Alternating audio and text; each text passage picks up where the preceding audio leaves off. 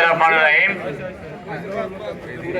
আজকে এখানে উপস্থিত পাটনা ইউনিয়ন বিএনপি বিভিন্ন স্তরের নেতৃবৃন্দ, উপজেলা বিএনপি নেতৃবৃন্দ, জেলা বিএনপি নেতৃবৃন্দ, উপজেলা যুব দলের, পৌর যুব দলের নেতৃবৃন্দ, ছাত্র দলের নেতৃবৃন্দ, স্বেচ্ছাসেবক দলের নেতৃবৃন্দ, সবাইকে আমার সংগ্রামী শুভেচ্ছা এবং সালাম।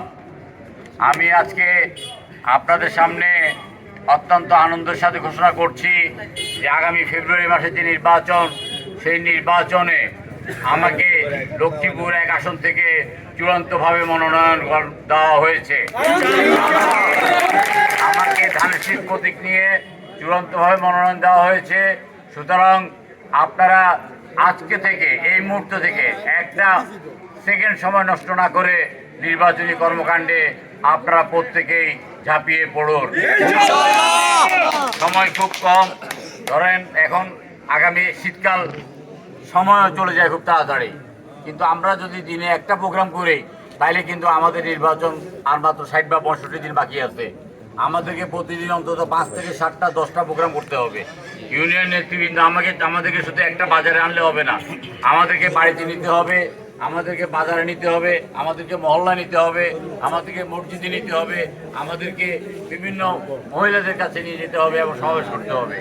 বিশেষ করে আমাদের নির্বাচনে মহিলাদের প্রতি আহ্বান জানানোর জন্য এখন থেকে আপনারা প্রত্যেকটা ওয়ার্ডে টিম গঠন করেন। টিম গঠন করে প্রত্যেকটা ওয়ার্ডের নেতৃত্বে, প্রত্যেকটা ইউনিয়ন বিএনপি নেতৃত্বে, প্রত্যেকটা বাড়িতে বাড়িতে গিয়ে ধানের শীষের পক্ষে আপনারা ভোট চাইবেন। আমাদের হাতে সময় খুব কম। আপনারা ইতিমধ্যে বিভিন্ন ওয়ার্ড কেন্দ্রিক, বিভিন্ন কেন্দ্র কেন্দ্রিক কীভাবে কমিটি করা যায়, কাকে কীভাবে দায়িত্ব দেওয়া যায়, আপনারা সে ব্যাপারে চিন্তা ভাবনা করেন। আপনারা প্রবাসী যারা আছেন তাদের সাথে যোগাযোগ করেন। যারা দেশে ফেরত আসবেন তারা তো আসবেনই, যারা দেশে না এসে বিদেশে থাকবেন তারা যেন ইতিমধ্যেই যে বিদেশ থেকে ভোট দেওয়ার যে প্রক্রিয়া, সেই প্রক্রিয়া অংশগ্রহণ করে তারা যেন দ্রুত ভোটার হয়ে যায়, সেই জন্য আপনারা প্রত্যেকটা প্রবাসীকে আপনাদের পক্ষ থেকে আবেদন জানাবেন, আহ্বান জানাবেন। আমরা আমাদের পক্ষ থেকে, বিএনপির পক্ষ থেকে সারা বিশ্ব জুড়ে যারা আছেন বিএনপির সমর্থক, তাদেরকে ভোটার করার জন্য একটা উদ্যোগ নিচ্ছেন।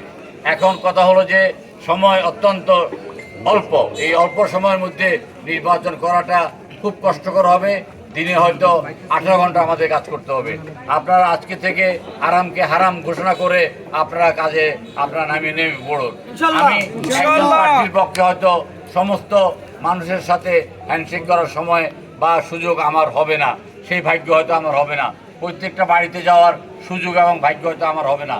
কিন্তু আপনারা এক একজন প্রার্থী, এক একজন সাদাত হোসেন সেলিম হয়ে আপনারা এই প্রচারণা, এর কোনো বিকল্প নাই। আপনারা যারা বিভিন্ন প্রচারণা যাবেন, প্রচারের শুরু থেকে শেষ পর্যন্ত আপনারা দলবদ্ধভাবে থাকবেন। আপনারা স্লোগান ধরলে সবাই একসাথে স্লোগান ধরবেন আপনারা, কারণ আমরা গত 14, 18, 24 তিনটা নির্বাচনে অংশগ্রহণ করতে পারি নাই। আমাদের সেইভাবে কর্মকাণ্ড সুশৃঙ্খলভাবে আমরা পরিচালনা করতে পারি নাই। আমাদের মধ্যে অনেক ধরনের বিশৃঙ্খলা আছে, আমরা আস্তে আস্তে সেগুলা ঠিক করে নেব। আমাদের যারা সিনিয়র নেতৃবৃন্দ তারা আমার পাশে থাকবেন, তারা অন্তত আমাকে মানুষের সাথে মেলামেশা, যোগাযোগ করা, হ্যান্ডশেক করার একটা সুযোগ করে দেবেন। কারণ আসলে আমরা তো 3টা নির্বাচন সেভাবে করতে পারি নাই, না পারছি গণসংযোগ করতে, এবং আমরা তো 2টা নির্বাচন আমরা বর্জনে করছি।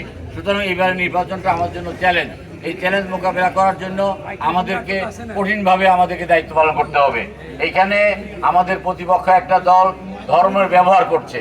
ধর্ম এক জিনিস, নির্বাচন এক জিনিস, রাজনীতি এক জিনিস, ভোট এক জিনিস।